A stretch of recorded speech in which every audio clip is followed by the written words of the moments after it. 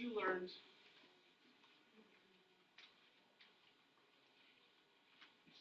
in grade 10, the multiplication property of radicals, that you can break up a radical or you can combine a radical, you can multiply things together. Here are some definitions in a radical. We call the whole thing a radical. We call the little tiny number the index, and we call the inside the radicand. We also had the definitions of entire radicals and mixed radicals, and we call the mixed radical the simplest form. Because if it's that mixed radical in simplest form, that's going to be setting us up to being allowed to add and subtract. Multiplication you can do in any form, but you can only really easily add and subtract if things are in simplest form. And then at the top of page 96, you need to know by heart quite quickly, quite easily, your different powers. Like, you know that these are all your perfect square numbers. Your perfect cube numbers. Now I went a little bit higher than some of them I went a little bit higher. But you'll notice I start leaving gaps on here. You could fill that in if you want to do with the calculator, but usually this is sort of the extent that's expected mental math-wise. And sometimes I added one extra. But for the most part, like, I'm not sure if they would get you to do 3 to the exponent 5 to be 243.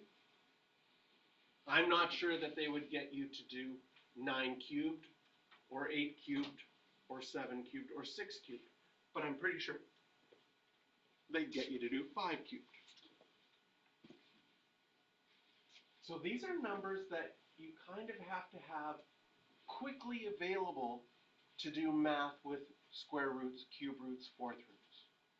Because you'll want to simplify them. So you can write this down if you'd like. You have space at the top of page 96.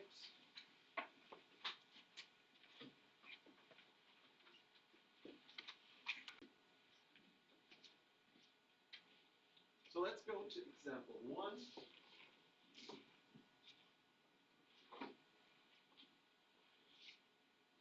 And these questions sometimes are non-calculator.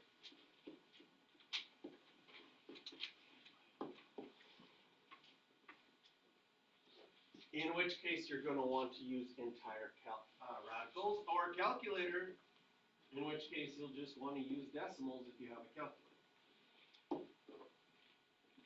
So A would be an example of one that would be non-calculator.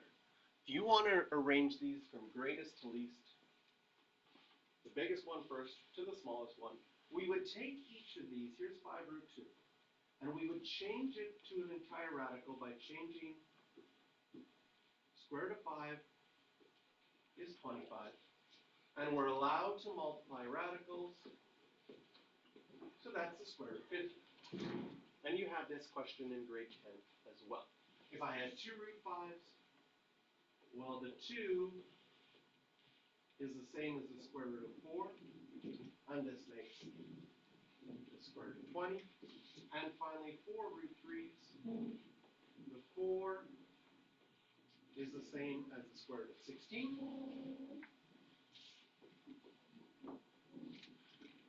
So this is the biggest one, this is the second biggest, and this is the smallest. And we can do that if we can write them as entire radicals. So here is why you need to know your powers chart, because you have to be able to change 5 to 5 squared, 2 to 2 squared, 4 to 4 squared. So it's only going to be a non-calculator question if the index is the same. So notice these ones in B, the index is all the same, so we can do B non-calculator as well.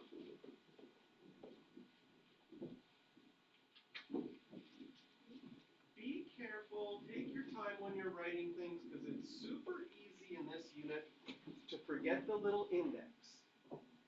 like not pay attention and add a square root when you shouldn't add a square root, and so on. Ooh, this is almost.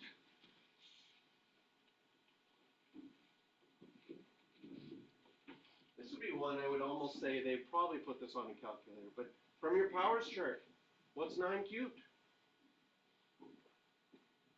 It was on there, right? 729.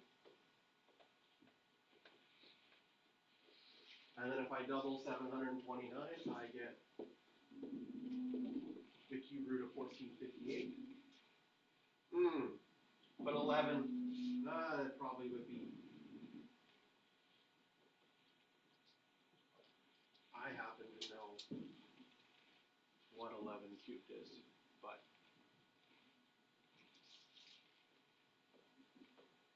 this one, oh my goodness. I just started writing the question, and I realized that I'm doing this way harder than I need to. Once I saw the second one, can you see right away that 11 cube roots of 2 would be more than 9 cube roots of 2? Which would be more than 8 cube roots of 2? Oh. Yeah, this is, and sometimes this happens when you do a question, right? You get into a rhythm of like, I have a method of doing something, and you start your method only to realize that you did not have to do nearly as much work. They're all cube roots of 2 already. It is obvious that this one's the biggest. Then this is the second biggest one, and this one is the smallest, because they're all cube roots of 2. We could have seen that if we keep working with our entire radicals. It's not bad. It's not bad that we were practicing this, but oh my goodness, we were doing way too much work. Right? Oh, amazing that this one is bigger than this one. But it was really easy when they're already cube roots of 2. We could have like just saved ourselves all that time. And part C is a calculator one. So we're going to want to use our calculator to figure out each of these. We have 3 4th root of 8. What's that equal to? And so if you have your graphing calculators or your regular calculators, we will look at how we go about figuring these and where are the buttons on your calculator to do this. So 4 root 2 and 3 cube root of 5.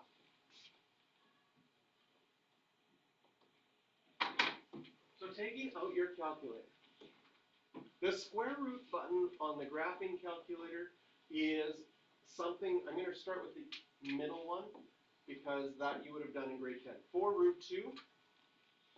So I go to my calculator, I type in 4, and the square root button is, you have to push the second button, and then above the x squared right here, 4 square root of 2. And you can push enter. So we get 5.657.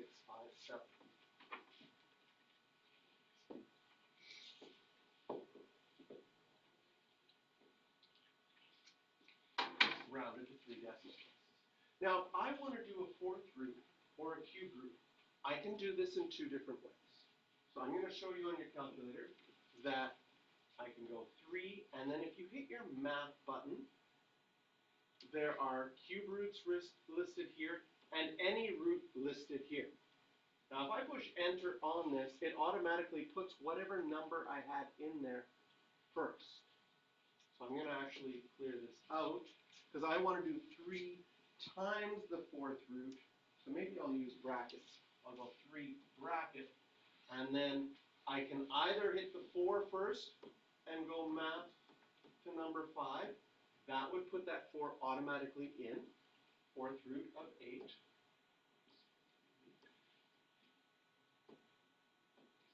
Okay, 5.045.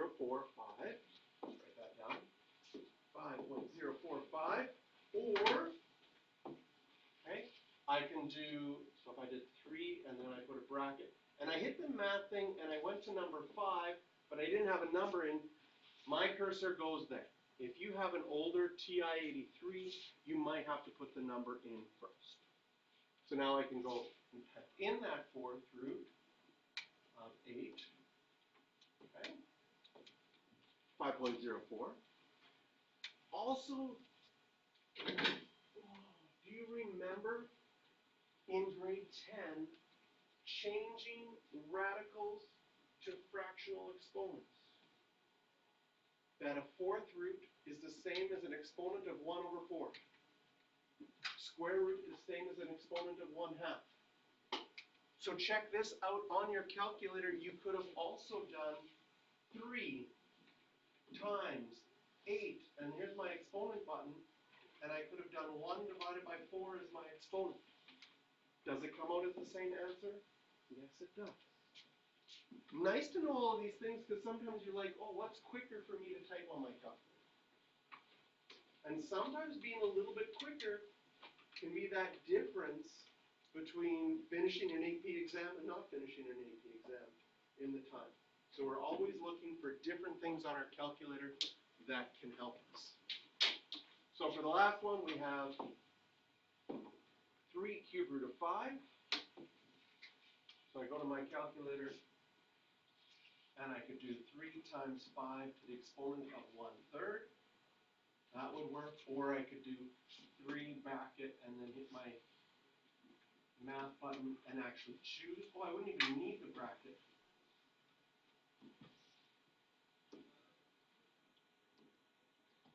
Because if I choose that cube root one,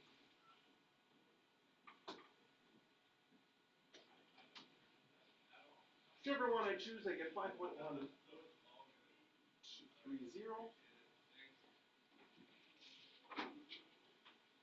Rounded to 3 decimal places. So obviously, which one is the biggest one? This is the biggest one, this is the second biggest one, and this is the smallest one, from greatest to least.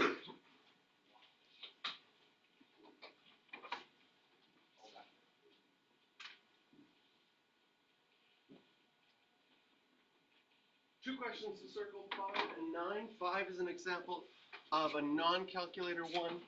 9 is an example of a calculator one.